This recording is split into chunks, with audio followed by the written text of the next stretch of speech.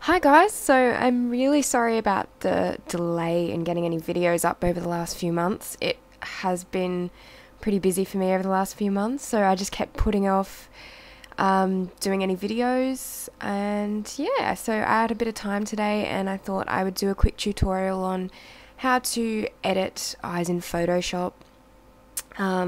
This is definitely more of a subtle technique that I like to use with a lot of my photographs.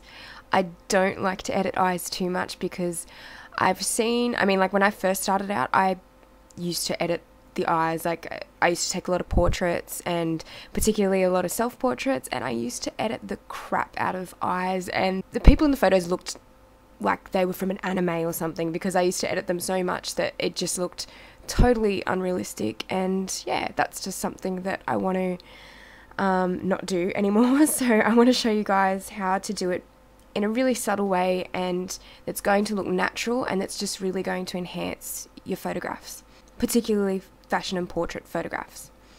So the first thing that is probably best to start off with, I generally like to do any editing on the eyes when I'm doing dodging and burning. So once I've done any skin editing, I tend to move on to dodging and burning, so that's usually when I do any editing on the eyes. So dodging and burning is a pretty big part of this technique. It's probably the main part of it actually. So if any of you guys have watched my previous video on how to do dodging and burning, or how I like to do it, maybe just have a quick look at that first. But essentially all we're going to do here is click Alt, so ALT on the keyboard, and then move the cursor over to this little button over here, which is New Layer, and that'll bring up this box. So what we want to do is change the mode to overlay and click this box here, fill with overlay neutral color, and then press OK. So this is going to be our dodging layer. You guys can rename the layer if you like. I'm pretty lazy and I don't tend to do that, but yeah, it's always helpful to remember which layer is which. So what we're going to start off with is just lightening up the iris. So we'll just get the brush size. So exposure wise, this little box up here, I generally like to keep it around probably about 6-7%. Any higher than that and it's going to really brighten the eye up, and we don't want it to be really unnatural looking. So yeah, about 6 or 7% is fine. So we'll zoom in even closer. Actually, that's probably a bit close. There we are. So with the dodge tool, just get another bit of a size going there. We'll start off with midtones. I don't like to use too many midtones, especially in the iris, because it can end up looking a little bit fake and glowy, and that's not really what we want. So it's basically, I'm just going to really lightly run the cursor over the iris, not too much. And don't forget about the whites of the eyes too, because if you just do the iris, it's going to look really bright, and then these parts here are going to be very dark. So just really slightly though, we don't want to brighten up the whites too much. So we'll just go over the iris again. And on another point actually, with the makeup, particularly if you're editing a fashion photograph, and if there has been a makeup artist on the shoot working, you want to make their makeup look the best it possibly is. And sometimes makeup doesn't show up as well on camera as what it does in real life. So sometimes it's always good to just give it a little bit of editing just to kind of bring it out a little bit more. And that's not the makeup artist's fault at all. It's generally just, it could be the type of lighting, or the camera's just not picking it up well. So I just like to give just the highlights a bit more of a brightness, and the same with the shadows as well, just to kind of bring it out that little bit more. It makes a difference. Okay, so that's pretty much all I'm going to do with the midtones. So now we'll move on to the highlights. So if you can go up here to the range and click on highlights.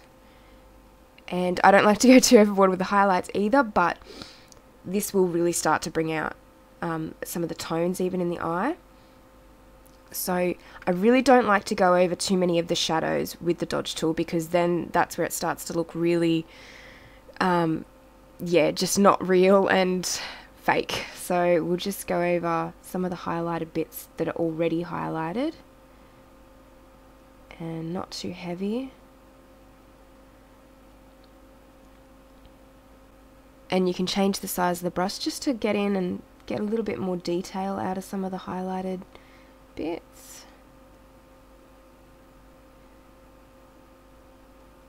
Alright. So, and if you've watched any of my previous tutorials, you know that I like to take a snapshot every now and then just to have a reference point, and if I want to change anything or go back to where I was a step beforehand, and it's just really easy to do it that way. Okay, so, and the dodge tool's always good as well for the makeup, so just over the bits that are highlighted already, we don't want to go over too many of the shadowed areas.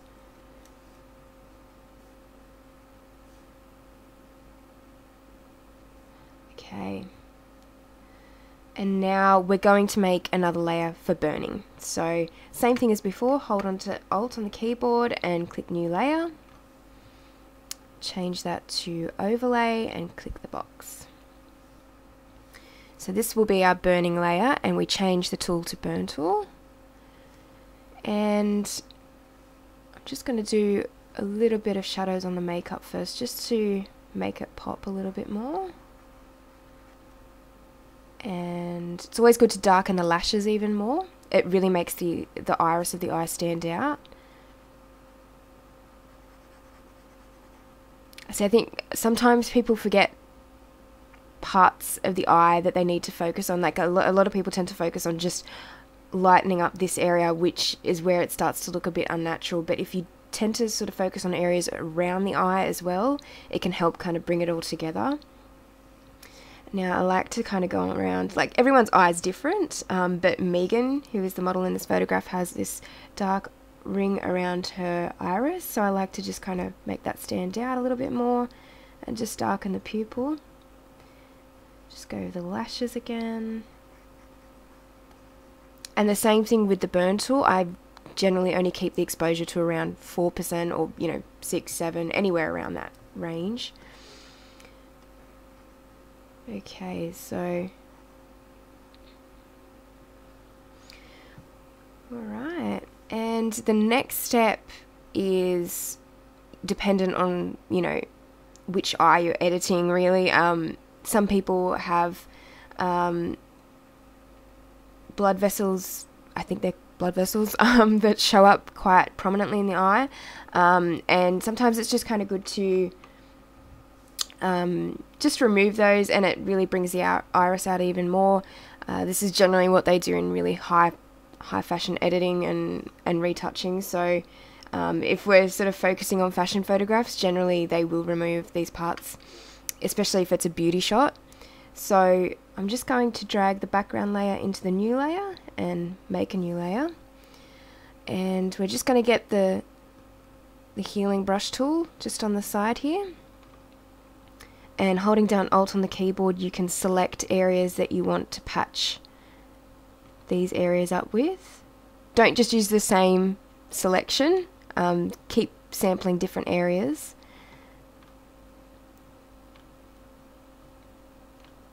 And there we go. So that's pretty easy. So there we go, we've got 3 layers there that we're sort of working on the eye. And I'm not going to go into too much detail about makeup because I think that might be good in another tutorial where there's more heavier makeup. This is really just natural makeup, so we don't want to go too overboard with editing or anything like that. So I might leave that for another tutorial, editing on makeup. But this is generally what the finished product will look like. I'm just going to go over with the highlighting dodge tool again, and then just to bring it out even more. Okay. Alright, well I think I'm happy with that. So if we take a snapshot just again on the sidebar here, and then we'll zoom out. Actually, I'll leave it zoomed in for now, and I'll just go back to the original. So this is what the original eye looked like, and this is what it looks like now.